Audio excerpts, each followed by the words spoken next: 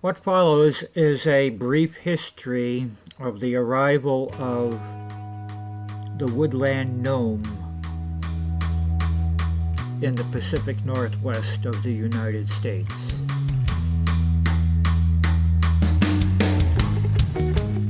The gnomes tell of arriving from a planet named Savana that orbited the star Sirius.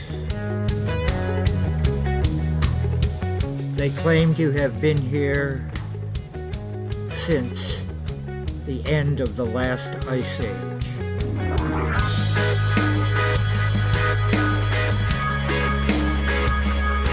I think the gnomes are actually magical creatures of some kind. They can change their appearance. One time they might look like a huge nutria that stands on two legs. Another time might look like a ghost or a spirit of some kind. Well, you can't tell. And I don't know how they do it, so they gotta be some kind of different creature.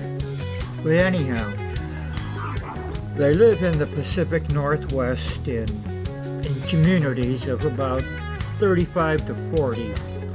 Generally, they're tucked away in the mountain areas and in ravines, oftentimes near where the rivers flow. They like to live by the rivers, and they're quite ecologically minded. So they don't like people monkeying up, the natural habitat, and they keep an eye out for that. So if you see them, be sure not to leave any trash behind, and otherwise you'll probably be okay. That's about it.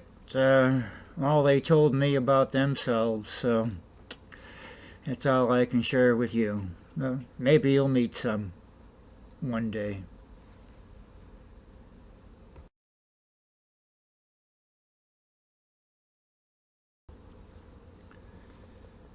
After my first encounter, but before I left, I was invited to come back and learn more about them,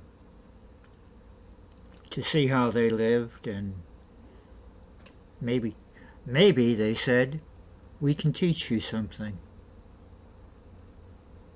I said, that sounds good. And I think I will go back.